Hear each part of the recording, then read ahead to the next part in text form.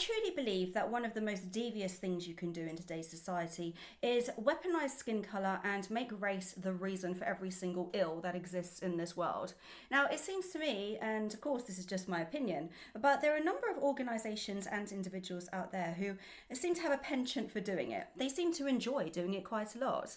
And this latest story about a campaigning organisation called Runnymede Trust, which is demanding that teachers must learn how to tackle racism in schools.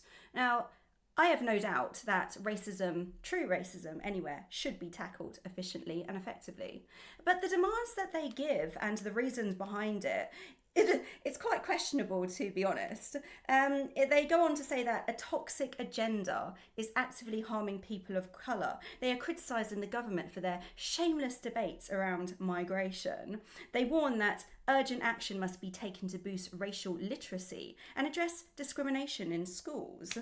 They say that it is alarming that 89% of imprisoned young people aged 12 to 18 have reported being excluded from school, and therefore they are calling for schools to stop excluding badly behaved pupils.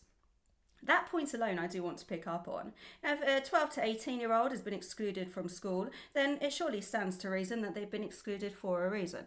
The behaviour was probably so bad, they were therefore excluded. Now, if your behaviour is so bad, then doesn't it stand to reason that at some point you're probably going to end up in prison? Isn't that kind of logical?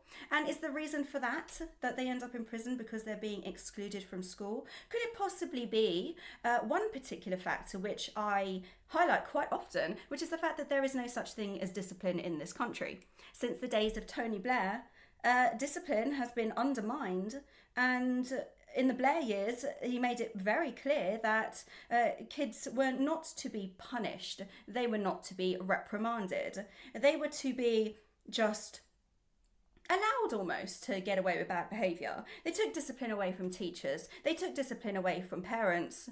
They took it away from authority. So, a good 30 years down the line, look what we have now.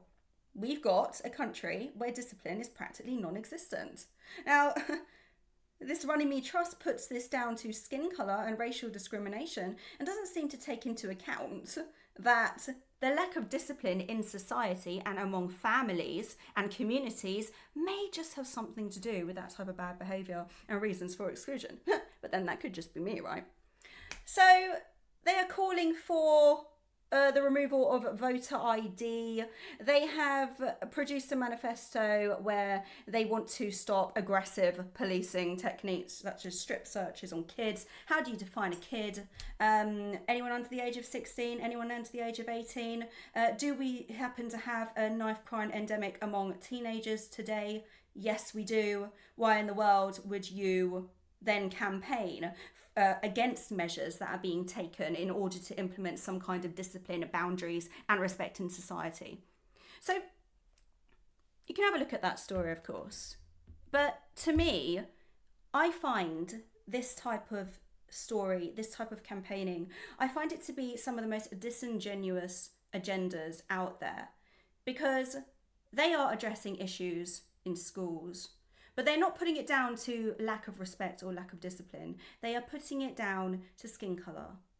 And I think that is the weakest argument you could ever possibly make. And when they say that they want to ensure that the British Empire is taught in schools and they put it in the same bracket as racism, it's a bit obvious that all they want to do is demonise the British Empire, demonise British history, demonise Britain as usual in order to promote their racism agenda. Just to be clear, the issue in terms of bad behaviour, the issue in terms of societal breakdown has not got anything to do with racism. It is about lack of respect, lack of discipline, lack of boundaries in society. It's been going on for the last 30 years. It needs fixing. And when we've got organisations like this trying to stop a government or authorities from actually implementing practices that could fix it, we have a serious problem. And these people are a part of the problem. Have you got what it takes to be a reasoned presenter? Well, send us a short clip of yourself to join@reasoned.uk and we might be seeing you on this very channel very soon indeed.